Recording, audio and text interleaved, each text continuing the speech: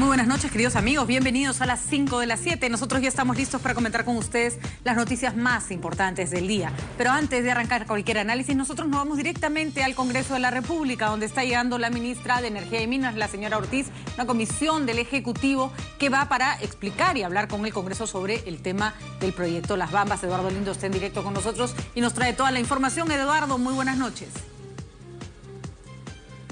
¿Cómo estás, Patricia? Efectivamente, y aquí hay una gran expectativa porque en unos momentos más está llegando ya aquí al recinto del Congreso de la República la ministra de Energía y Minas, Rosa María Ortiz Ríos, quien va a explicar el tema relativo a todo ese conflicto que se ha producido en la zona de Apurímac por el proyecto minero Las Bambas y que ha dejado hasta el momento 3 personas fallecidas y gran número también de heridos. No solamente vendrá la ministra de Energía y Minas, sino que también están convocados el titular del Ministerio del Interior, José Luis Pérez Guadalupe, igualmente también el ministro del Ambiente, Manuel Pulgar Vidal. Todos ellos tienen que ver y decir algo sobre la materia de acuerdo a sus respectivos sectores, de manera que en unos momentos más ellos van a hacer su ingreso aquí al Parlamento Nacional, donde en esos precisos momentos se viene debatiendo temas que también son importantes dentro de la coyuntura política del país. La investigación en la Comisión de Fiscalización por 120 días del caso de las supuestas agendas de la primera dama Nadine Heredia. El Congreso hoy toma posición sobre esa materia, luego de ello la presentación de los ministros de Estado sobre el caso de Las Bambas. Regresamos contigo, Patricia. Gracias, Eduardo. Estaremos, por supuesto, al tanto de esta presentación y volveremos a entrar en contacto contigo cuando ya hayan llegado los ministros. Gracias por esta comunicación. Nosotros vamos a presentar rápidamente cuáles son nuestros 5 temas del día de hoy, porque ya estoy con nuestros invitados para comentarlos.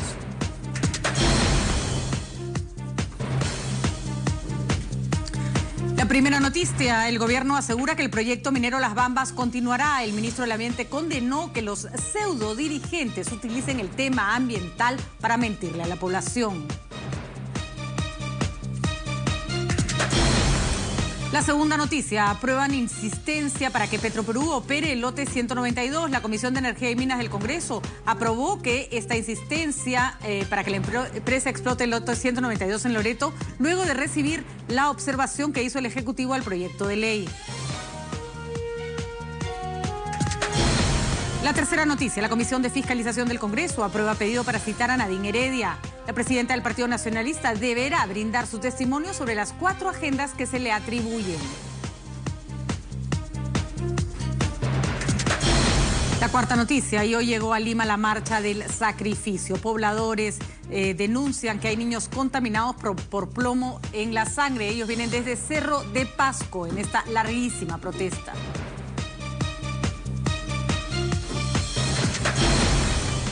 La quinta y última noticia del día de hoy. Rusia bombardea por primera vez a enemigos del gobierno sirio. Se debe actuar de forma preventiva contra los yihadistas antes de que se convierta en una amenaza cercana, afirmó Vladimir Putin en una medida que ha generado gran controversia en el mundo.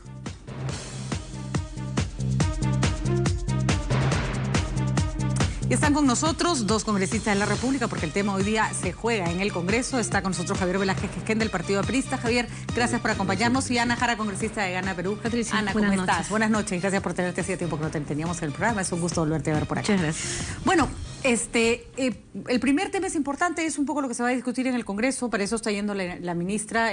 Hay muchísima expectativa sobre lo que va a ocurrir en Las Bambas. Y creo que lo que hay es, en general, y vamos a reconocerlo, mucho desconcierto. Un problema que escaló en días, ¿no es cierto? Más allá del tema de fondo, que sabemos que era un tema conflictivo, de pronto, ¡pac!, ¿no? 4 muertos, una protesta que nadie veía venir con esa intensidad, y un proyecto minero que a Apurímac le significa poco menos que la posibilidad de salir adelante o no. Más allá de que de todas maneras se tenga que hacer con la anuencia de la población y con todos los requerimientos ambientales necesarios. ¿Qué está pasando, Ana? ¿Cuánto puede el gobierno ofrecer en este momento realmente que Las Bambas va a salir? Bueno, en principio lamentar, como ya lo hemos venido haciendo, las autoridades y la población y obviamente la prensa, estas muertes que se han dado en medio de un conflicto. Estimamos nosotros de una población asusada por dirigentes que tienen su propia plataforma electoral, ahora que ya estamos en vísperas de las elecciones generales del 2016. Yo, además de lamentar las muertes de estos pobladores y que entiendo ya la Fiscalía está investigando las causas de la muerte y sin duda se tiene que individualizar a los autores, celebro que se haya hecho un alto a estos actos de violencia, porque acá tenemos que marcar la cancha. ¿Qué clase de futuro queremos para el país? ¿Un Perú con violencia, que tratemos de lograr objetivos y metas a través de la violencia, o queremos utilizar, como siempre hemos apostado nosotros desde el gobierno de Ollanta por la herramienta de diálogo? Se ha hecho un alto a esta beligerancia que ha traído muerte a Apurímac, ahorita, ¿no? Y entiendo que desde la presidencia del Consejo de Ministros, a través de su oficina de diálogo y sostenibilidad, se va a constituir una comisión de alto nivel para reinicializar este diálogo, en el entendido que esto que ha sido materia de utilización de mala manera por algunos dirigentes asusando a la población de Apurímac, de la comunidad de Chalhuahuacho, que es que los nuevos resultados del estudio de impacto ambiental más bien favorecen a la población, debe socializarse. Pero esto, Patricia, utilizando la herramienta del diálogo, no me queda la menor duda que sí va a ser viable el proyecto Las Bambas, porque está en un desarrollo, como lo ha afirmado ya el primer ministro. Yo también en el tramo que fui primera ministra lo vi, a un 98% de su implementación, y de ninguna manera podemos permitir que un proyecto minero, un megaproyecto como se le ha denominado, que representa para el país una inversión de más de 10.000 millones de dólares, se caiga, pero a través del diálogo. Bueno, es la única herramienta. No hay o sea, lo que queda clarísimo es que no la democracia, democracia tiene que ser a través del diálogo. O sea, cuando la gente dice hay que imponerse, digo, ¿qué significa hay que imponerse? Matar a todos los que están en contra. Eso no se puede hacer. Los tienes que convencer. Pero ojo, no estaría fácil, y el gobierno no ha mostrado una trayectoria exitosa, ni siquiera, no solo otros, en todas las negociaciones. Javier, ¿qué se debe hacer? Porque creo que acá no se puede usar Las Bambas para atacar al gobierno, porque es un proyecto que nos afecta a todos. Al que continúa le interesa que siga, ¿no? Primero te diré, bueno, un breve diagnóstico, discrepando democráticamente con Ana. Esta escalada de cuestionar los proyectos mineros no responden a un tema estrictamente electoral. Se cayó Conga, se cayó Tía María, y este proyecto, que, como repito, habría que ser absolutamente responsable para auspiciar que la violencia de un sector de la gente, no del pueblo de Apurímac, pueda derrotar la democracia e impedir el desarrollo de un proyecto que toda la gente de Apurímac lo quiere. Y en este tema me parece que el gobierno tiene que ser muy puntual en determinar. Una cosa es la población de Apurímac y otra, y saber mapear quiénes son los que se trasladan de Tía María, se van trasladando a impedir el desarrollo de estos proyectos. Lo importante en el caso de Las Bambas es que el gobernador regional, el señor Venegas, tiene una posición muy clara de defensa de ese proyecto de inversión. Aquí lo que ha pasado es, nuevamente fallan los canales de comunicación. El 2010 se aprueba, el 2011 se aprueba el estudio de impacto ambiental, cuando todavía tenía la propiedad de la operación Extrata. Luego esta está transferida a una empresa china-australiana, la MMG. Entonces realizan 3 cambios que para los pobladores, que se tendrá que discutir, supuestamente son sustantivos. La planta de molibdeno, trasladarla a otro lugar y otros 2 componentes más, pero el Ministerio de Energía determina que esos cambios no eran cambios sustanciales, y por no ser cambios sustanciales había un decreto supremo que solamente les permitía autorizarlo sin necesidad de consultarlo.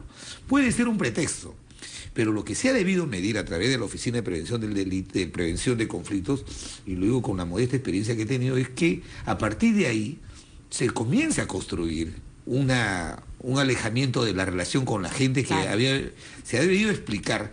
Y por eso que cuando el ministro Manuel Pulgar dice que no utilicen el pretexto medioambiental, es justamente porque no se ha comunicado bien este tema. Entonces estaba proyectado para el día de hoy una mesa de diálogo. Lamentablemente han tenido que haber 4 muertos para recién puedan el Frente de Defensa plantear una tregua de 48 horas, pero me parece que la estrategia de mandar las Fuerzas Armadas, la estrategia de decir me pongo en una posición irreflexiva, no dialogo con aquellos que no han sido elegidos por la voluntad popular, lo único que hace va a seguir empoderando al famoso además eso frente. No funciona, ¿no? Eso no funciona. Yo puedo ponerme muy principista, decir yo solo hablo con autoridades. Y no va a suceder así. Ya no ganó, de nada va a servir. Ya no ganó la violencia. Además, tenemos experiencia en Tía María, en Conga. La gente se organiza más allá de sus autoridades. Creo que ahora en este momento lo que hay que mapear bien, saber diferenciar la legítima expectativa, preocupación que tiene el pueblo de Apurímac con relación a estas modificaciones al estudio de impacto ambiental, con aquellos que tienen evidentemente una intencionalidad de parar este proyecto, a los cuales tenemos que proscribir y tenemos que aplicarle severamente todo el peso de la ley, ¿no? Pero hay una cosa que no puede pasar. Un error como hacer un cambio en el estudio de impacto ambiental y no considerarlo que va a afectar a nadie y por lo tanto no consultas, no se puede pagar tan caro. Y lo que está pasando en el Perú es que, porque errores como esos seguro van a haber muchos en los siguientes proyectos, lo que no puede pasar es que la desconfianza haya llegado a tal límite que al primer cambio que hagas en una línea, ¡guau!, te salta todo el mundo y hay 4 muertos. Lo que quiero dejar muy claro es que yo no justifico el pretexto. De acuerdo. Yo no justifico el pretexto. Yo creo que todos los peruanos tenemos que hacer esfuerzo conjunto para impedir primero que la violencia derrote la democracia. El próximo gobierno que pueden hacer ustedes o cualquier otro, les va a pasar. Si no es que no consultaron por esto, no consultaron por lo otro, se les pasó no sé qué, se les escapó una coma. Este proyecto, Tía María y Conga, significan 25.000 millones de dólares. Solamente este proyecto significa 2 puntos más del PBI. Entonces, nosotros estamos muy claros. Nosotros estamos muy claros. Lo que pasa es la vocación dialogante del gobierno, que no la tiene en la persona de su jefe de Estado, con los interlocutores políticos, no se ha apreciado en la zona. Por eso creo que más que... Acá, ¿cómo se... Disculpa, Javier, acá estamos 2 ex primeros ministros. Porque ojo que el presidente no tiene por qué llevar adelante el proceso de diálogo si no tiene las habilidades. Soy testigo, para Patricia, de excepción, que nosotros con referencia a las comunidades que se ven afectadas por este proyecto de las Bambas, ha mantenido un diálogo directo con el Ejecutivo, porque acá hay que hablar de instituciones, y teníamos una oficina de diálogo y sostenibilidad, pero además de eso le dimos la fuerza y además la presencia política de un ministro de Estado que encabezaba esta comisión multidisciplinaria que estableció mesas de desarrollo con estas comunidades de las zonas que se ven afectadas, y esta la encabezaba el ministro Milton Monjese. Milton ha viajado innumerables veces junto con toda una comitiva del Ejecutivo a dialogar con los dirigentes. Milton es el Javier Velázquez de este gobierno. Iba de comunidad en comunidad, trayendo a aquellas personas que se mostraban renuentes a la convocatoria del Ejecutivo. Para nosotros ha sido una sorpresa que, habiendo invertido y estando en marcha varios proyectos de desarrollo para las comunidades de la zona en Apurímac, es que se levante esta bandera de protesta. Es cierto que no se pueden dar pasos, habida cuenta que hay mucha desconfianza en cuanto a la inversión minera en el país, de no socializar los nuevos resultados del estudio de impacto ambiental de este proyecto, pero eso no podemos nosotros permitir que se levante como un pretexto, sobre todo cuando hay un baño de sangre que se ha levantado en Apurímac. Y yo creo que sí hay una estrategia del gobierno. Lo que pasa es que yo sí estoy convencida que esto es asusado también por un tema de carácter electoral. Si no, esperemos a ver dentro de poco, cuando se materialicen las listas de cargos de elección popular, pero habrá muchos dirigentes seguramente que postulen. Necesitas que sea época electoral, eso va a pasar siempre. O sea, el rollo de yo me empodero para ser candidato, Patricia, oponiéndome a un proyecto. El diálogo nunca se ha interrumpido. Sí, lo sabemos, mira. Pero tal vez no estás dialogando con todos, pero ¿no? Yo no creo, no hay que circunscribirlo al calendario electoral. Esta es una actividad sistemática de aquellos que quieren boicotear todos los proyectos de desarrollo minero y petrolero. Pongámoslo de otra manera, Javier, pero no por buena gente, sino para mirar el problema.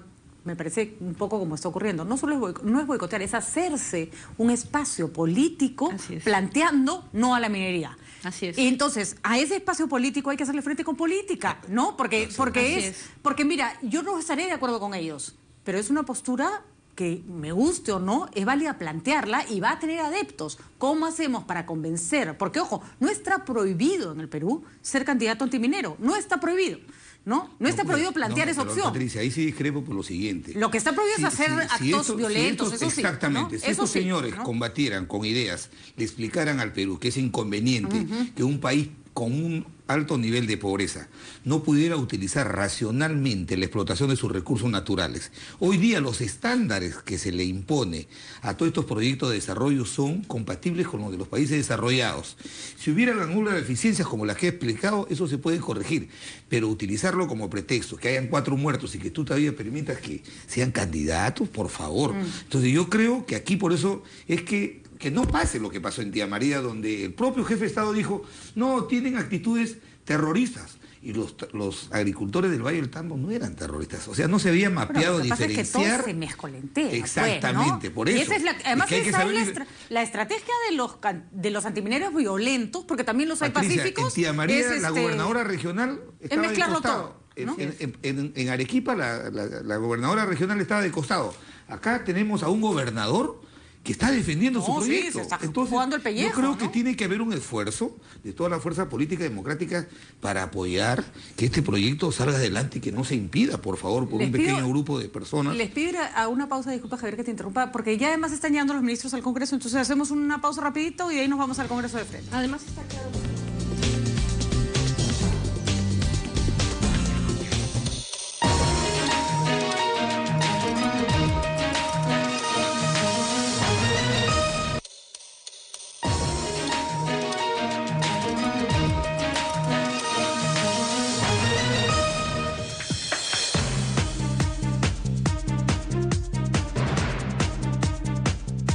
Yo insisto en que mis chicos del Switcher siempre ponen la toma de la vía expresa para que nosotros sintamos una felicidad infinita de estar sentados en este set y usted en su casa sabiendo que no se ha atrapado en el tráfico. Tal cual. ¿Sí o no? Tal Acá cual. se siente riquísimo, no está uno atrapado en el tráfico. Bueno, el segundo tema, podemos combinarlo con el primero, porque tienen que ver más o menos con el mismo asunto, es la aprobación del Congreso, de la Comisión de Energía y Minas, hay que decirlo con claridad, de la insistencia para que Petroperú entre al lote 192. Y yo acá encuentro un problema grave, Ana, que me gustaría que nos ayudaras a dilucidar. Yo siento que no es que el gobierno no tome las medidas que tiene que tomar para impulsar la inversión, llámese lote 192, llámese Tía María, llámese Las Bambas, sino que no son medidas siempre consistentes, a veces para una cosa reacciona de una manera, para otra reacciona de otra, y no parece el presidente Ollanta nunca convencido de lo que está haciendo. Siempre parece que lo hubieran empujado a tomar la decisión, porque su discurso político era otro. Fundó toda su identidad política sobre la base de otra cosa y pareciera no haberse comprado el nuevo modelo. ¿No les está pasando factura esta suerte como de indecisión, de tratar de conciliar al prominero y al antiminero en las decisiones de gobierno? Bueno, las muestras que ha tenido este gobierno de su compromiso de apoyar precisamente la inversión del Estado peruano en materia minera lo tenemos en Talara. No se puede decir del gobierno de Ollanta que no haya apostado por la remodelación de la refinería de Talara con una inversión de más de 3.000 millones de dólares. Y aún, como lo dijo en algún momento el presidente Humala, que nosotros éramos hinchas de Petroperú, en el Congreso hubo un mensaje que se malentendió en el sentido que esta iniciativa legislativa que fuera aprobada y que entiendo por lo que tú me señalas en horas de la mañana o de la tarde ha sido aprobada la insistencia de la observación del Ejecutivo respecto a que Petroperú pueda explotar el lote 192. Nosotros no estábamos desconociendo la autoridad de un contrato ley suscrito ya por una empresa extranjera y el gobierno peruano. Lo que estábamos dándole las armas a Petroperú de eliminar ese candado que le permita participar en la actividad empresarial transcurridos los 2 años que dura este contrato. Pero Ana, ¿cuál es la postura del gobierno? Porque finalmente ustedes forman parte de este gobierno y ustedes aprueban una cosa que el presidente no quiere. ¿Qué clase qué laberinto? O sea, yo que soy poblador de Loreto, ¿qué debo pensar? Porque el de Las Bambas también, cuando el presidente diga A, va a decir, pero yo quiero escuchar al Congreso, porque como el Congreso le contradice a su presidente, entonces así se van a armar miles de laberintos y la gente va a pedir las cosas más insólitas pensando que divide y vencerás. No encuentro una contradicción desde el interior, por ejemplo, de mi bancada, porque nosotros sí quisimos ponerlo en el debate público antes del vencimiento del contrato que le hubiese permitido a Petroperú entrar a explotar este lote 192.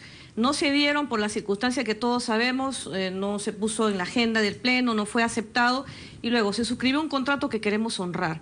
Lo único que nuestra bancada le ha pedido al gobierno, y entiendo que estamos en sintonía también con ellos, es que Petroperú pueda hacer esa actividad empresarial de acá a 2 años, sin duda.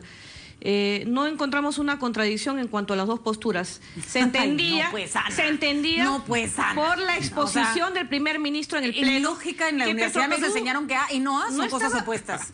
No estaba preparado para explotar ahora porque así lo ha manifestado la propia empresa. Nosotros lo único que nos hemos referido, porque no podíamos hacer de otra manera, en la iniciativa legislativa, es que lo pueda hacer en el momento, obviamente, que las leyes lo permitan. Ese momento será de acá a 2 años. Y como repito, no hay mayor posición para nosotros, no hay mayor muestra de compromiso con este tema minero de parte del Estado que la inversión que estamos haciendo en Piura y Talara. Quizá lo que nos falta, y siempre lo repetiremos, es que los canales de comunicación y socializar las ideas y el avance de gobierno y nuestra comunicación con la bancada representada en el Congreso no ha sido la más óptima. Nunca la falta de comunicación había matado tanta No ha gente, sido la nunca. más óptima, es objetivo esto, ¿no? Pues, a mí me da un poco de dolor de cabeza, para que te voy a mentir. No entiendo, o sea, hay cosas que me parece que tienen que tenerse claridades básicas. Y en esa sí es una crítica que yo sí hago fuerte. No haber tomado decisiones arriesgadas, porque el presidente toma la decisión en la que cree y está bien, pero todo es un laberinto.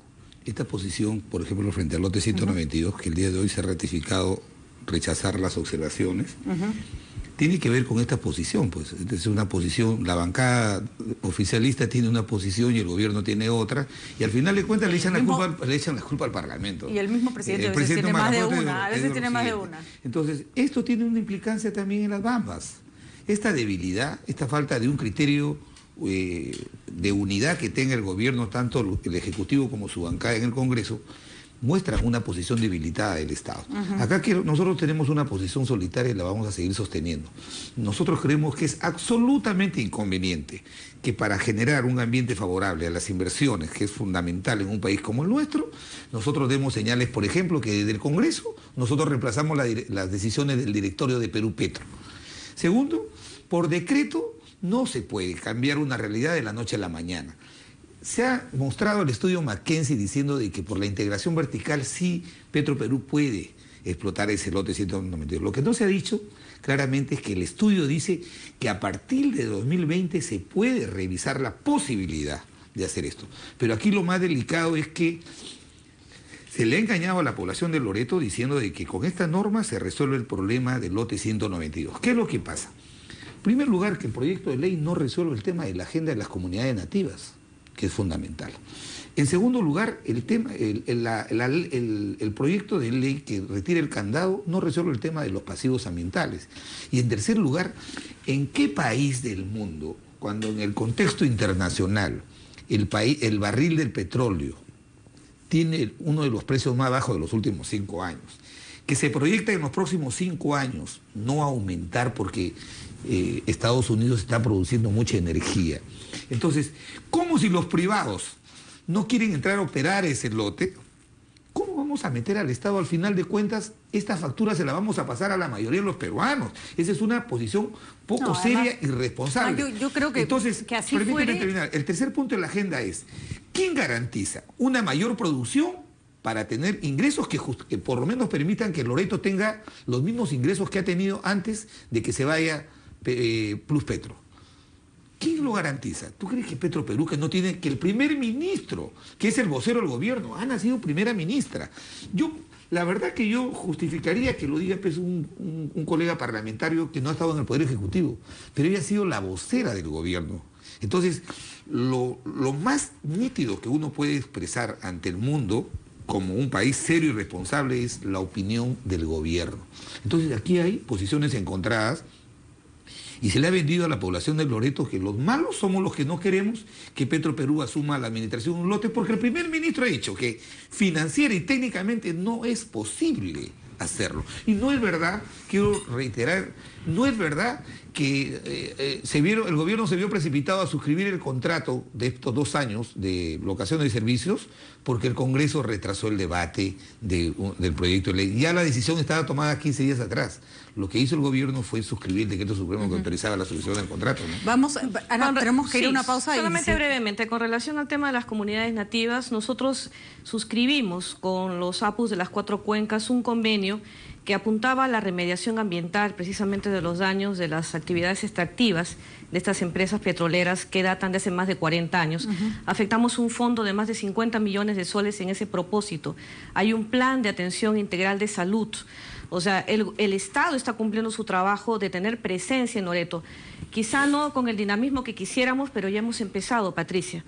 Y esta es una norma que se aprobó en su momento, que todavía tiene que pasar por el filtro del Pleno en insistencia, pero que faculta a Petroperú. No es una norma imperativa, no le está dando una orden. Cuando le está facultando a que cuando esté listo a hacerlo, lo pueda hacer. Yo solo creo que cuando el gobierno impulsó la modernización de la refinería de Talara, el compromiso fue: no se amplían las acciones de Petroperú. Y bajo ese compromiso se aprobó lo que el gobierno quería. Un tiempo después, resulta que ya todo el mundo se relajó y quieren cambiar las condiciones. Es una palabra empeñada del gobierno en el caso de Talara lo que están pidiendo que cambie con ese proyecto. Y a mí eso me parece mal. No sé, a otros les parecerá bien, pero si un gobierno pide, bajo unas condiciones, aprobar un proyecto, luego no puede cambiar las condiciones cuando le dieron el sí. Para meterse en otro lío. Eso es una ley facultativa, Javier. No, pero no los se hace, 5 pues. criterios que pero Javier, yo la observación. Te voy a pedir, si quieren, continuamos un ratito después con este tema antes de entrar al siguiente, porque sí me tengo que ir a titulares. Ya regresamos.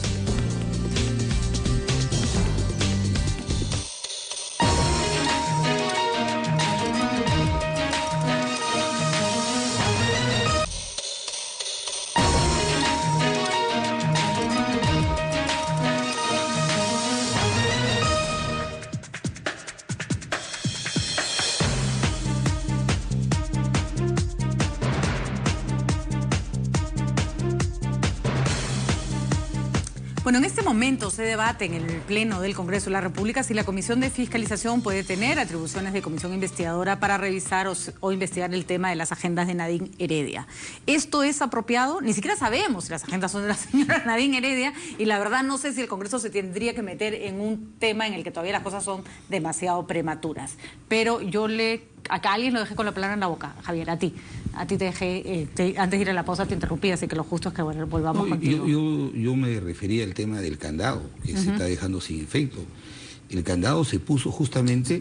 Para que nuestro público se ubique, estamos cerrando el tema anterior, ¿no? Sí, estamos cerrando el tema de la 192. El artículo 6 que se puso en la norma, presidiendo el Congreso de los Nacionalistas, tenía como propósito afianzar esa garantía para poder hacer la ampliación y la modernización de la refinería de Talara.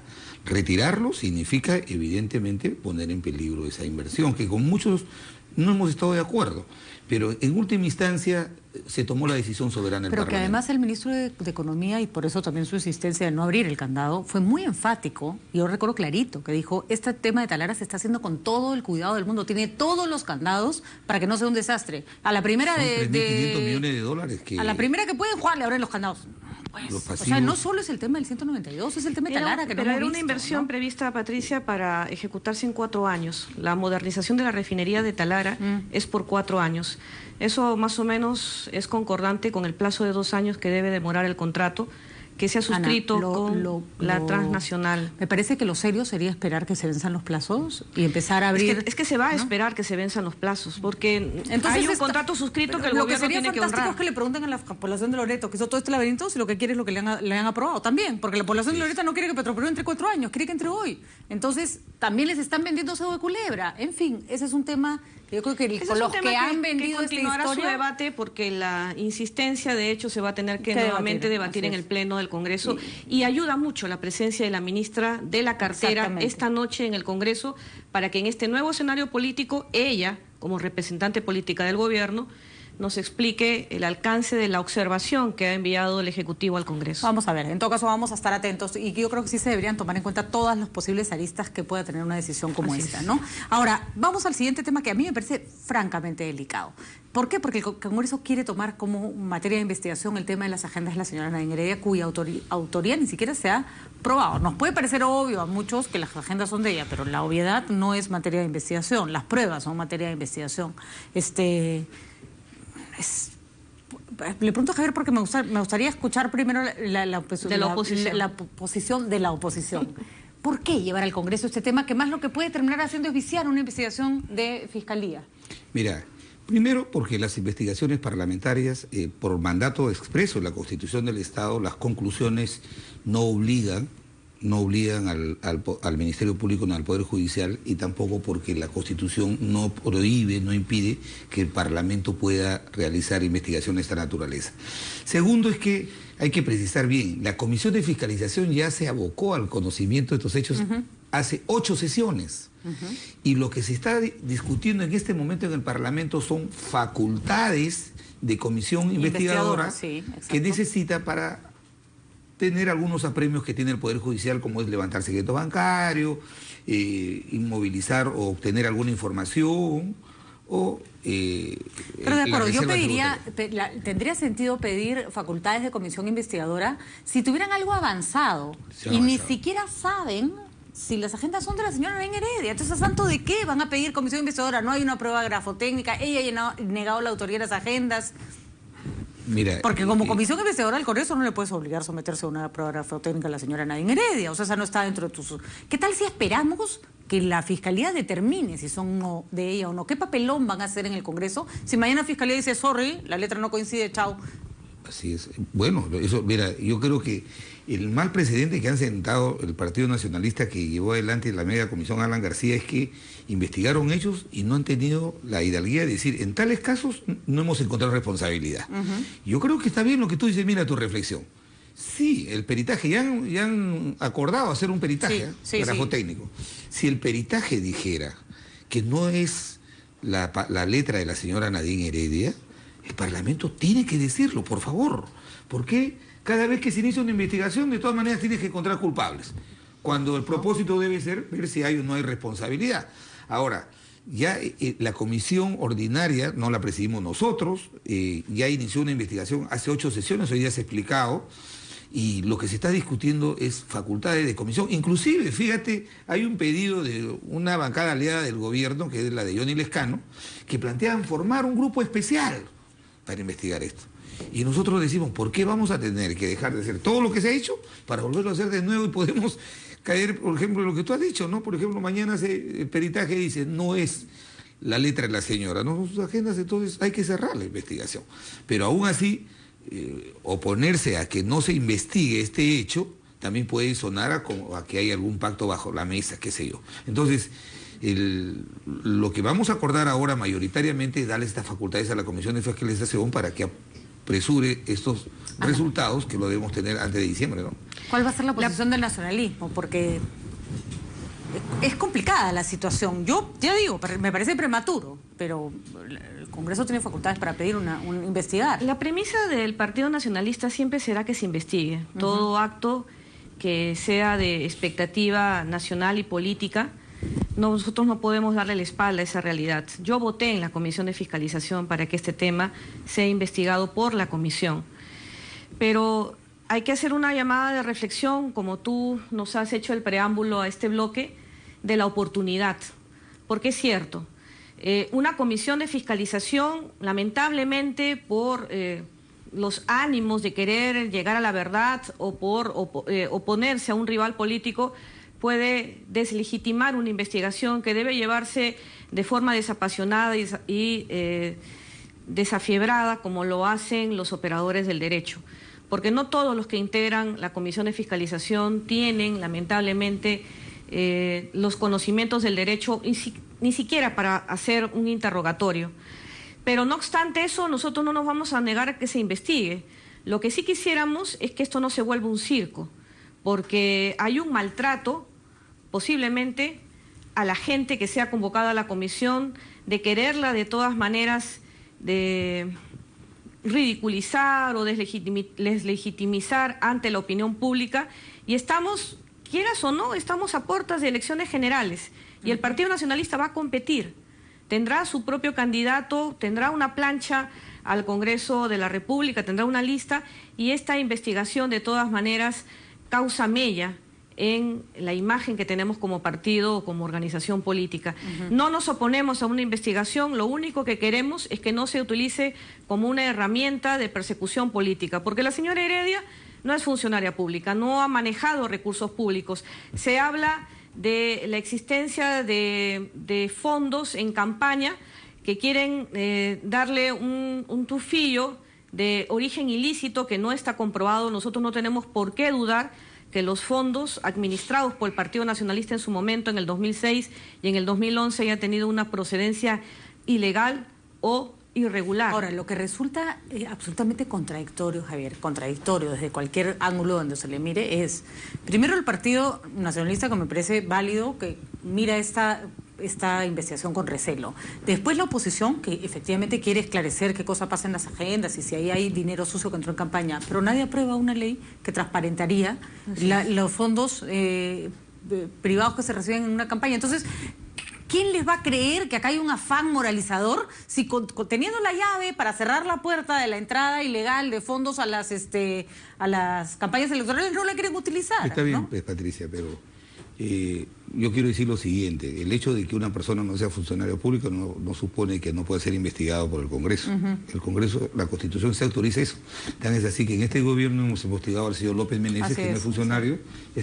Hemos investigado al señor Martín Belaúnde del Ocio, que no es funcionario. Entonces, el tema acá, y ya respondiendo a tu preocupación, ¿por qué hay esta incongruencia de querer investigar el origen de estos fondos, de dónde provienen, cuando el Parlamento no da la ley que permite que los partidos políticos puedan transparentar los ingresos por producto de su financiamiento? Ese es un tema político, te lo he explicado. Esto se va a ver mañana y el miércoles. Pero, hoy día Otaro lo ha precisado.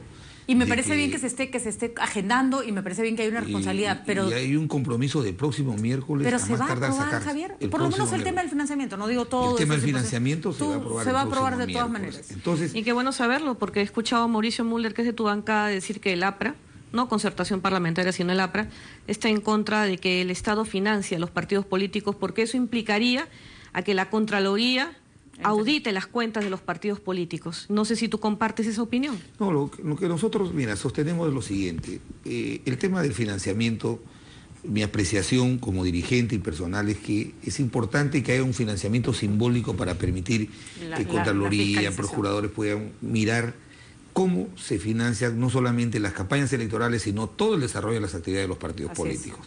Entonces, pero ahora se da un contexto, lo repito, esto se aprobó en el gobierno nuestro. Hubo una campaña en un sector de los medios apoyado por los nacionalistas en el sentido de que cómo se podían utilizar fondos públicos para los partidos políticos. Bueno, entonces tuvo que parar ese financiamiento. Gracias a Dios ya recapacitaron. Entonces, ojalá celebremos ojalá la lucidez.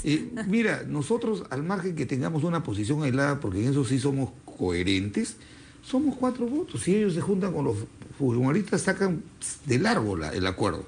Pero personalmente yo sí creo que esto se tiene que transparentar para garantizar la legitimidad del sistema político ante los electores. Y además, y con esto nos tenemos que ir a la pausa, hay un punto que creo que todos tenemos que entender.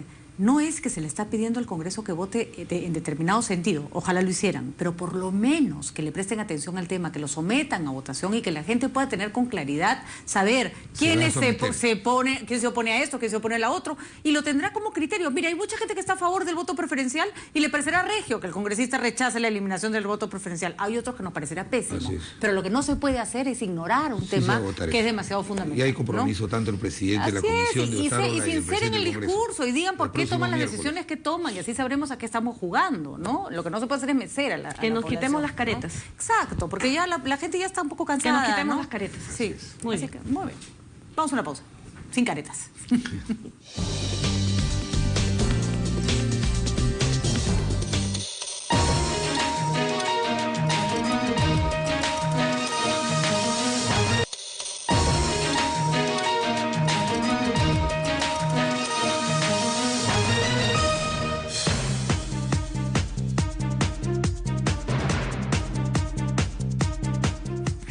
Bueno, nosotros a veces nos perdemos en discusiones políticas, en conflictos sociales, y a veces no vemos que hay personas que están pidiendo cosas absolutamente válidas, y lo que es más conmovedor es que lo están haciendo dentro de la legalidad y además con sumo sacrificio. Un grupo importante de personas han hecho una marcha del sacrificio desde Cerro de Pasco hasta Lima para denunciar la cantidad de metales pesados que tienen los niños y los pobladores en la sangre. ¿Por qué? Por años de trabajos de minería.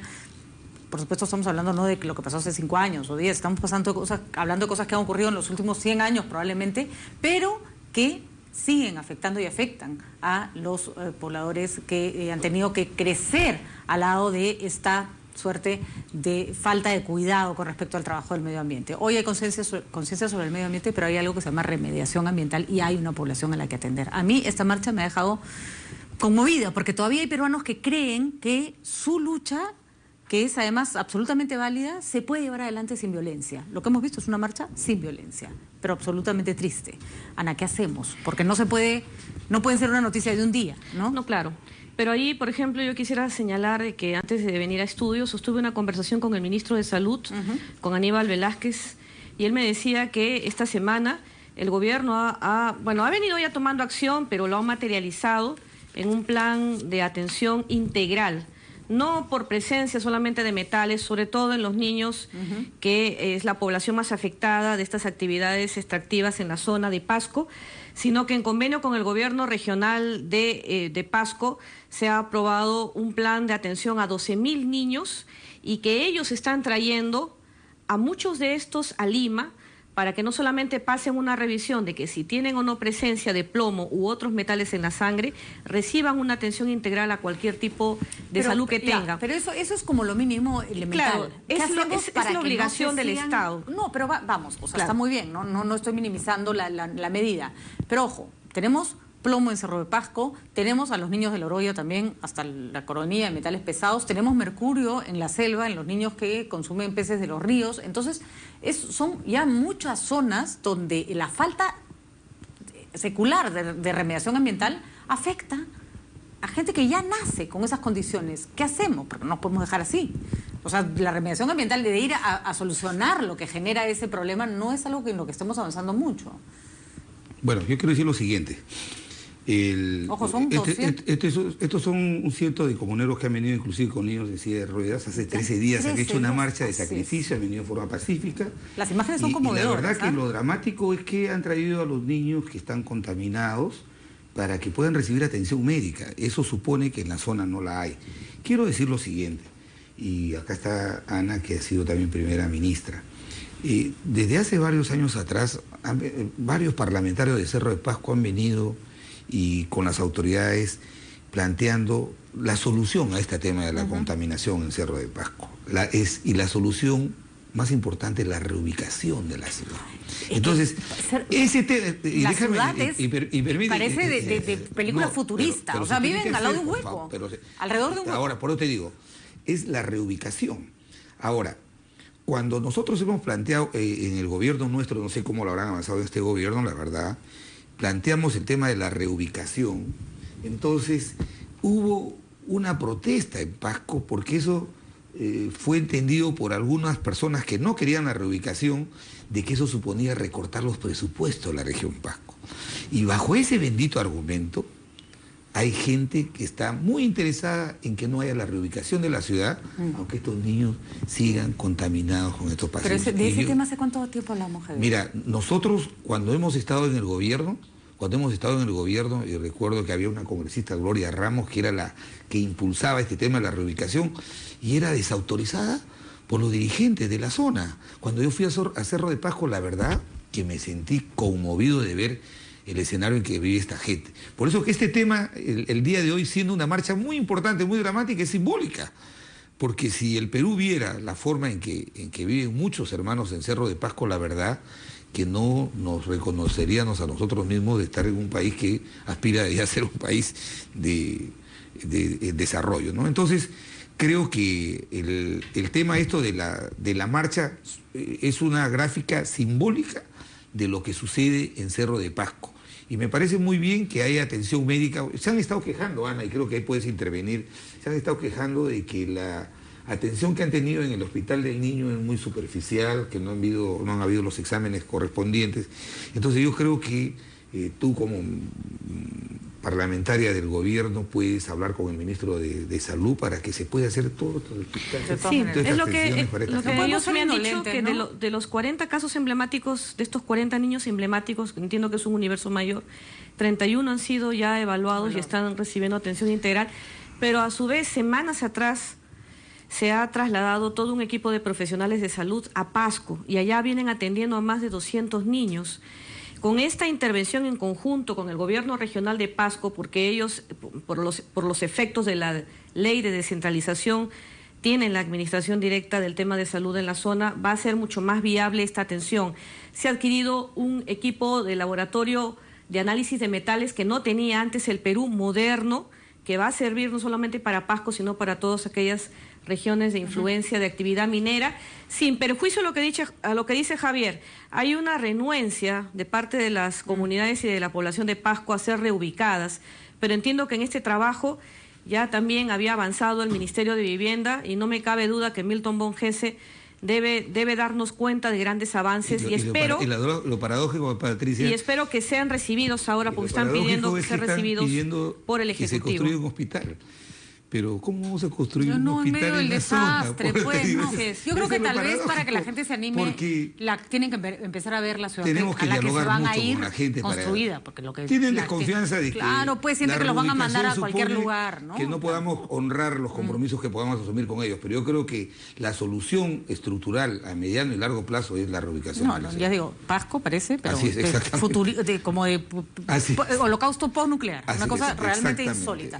Bueno, me gustaría que tratáramos el último tema, porque creo que es un tema que está cambiando, es un tema internacional, específico, porque a mí me ha dejado impresionada la diferencia entre Barack Obama y Putin, Vladimir Putin, sobre cómo se debe tratar el tema de Siria. Porque Vladimir Putin ha decidido apoyar al gobernante de Siria actualmente, que es un dictador, ¿no es cierto? Mientras Occidente dice, el resto, Occidente, Unión Europea, Estados Unidos dice no, porque él forma parte del problema. Interesante, porque ¿qué haces contra el Estado Islámico que está avanzando? Putin considera, yo me junto a quien lo esté combatiendo, me importa un pepino quien sea, ¿no es cierto? Y Barack Obama dice, nosotros no podemos juntarnos al lado de alguien que es un sanguinario. Este reacomodo geopolítico es impresionante, tanto de Rusia como Estados Unidos, mientras que Estados Unidos propicia un protocolo de entendimiento nuclear con Irán, el acuerdo con Cuba, o sea, un proceso de pacificación en el mundo. Rusia comienza a afirmar nuevamente su protagonismo, invocando la vía de la prevención contra la violencia islamita, bombardeando algunos lugares de Siria. La discusión que hay ahora, como tú bien lo has dicho,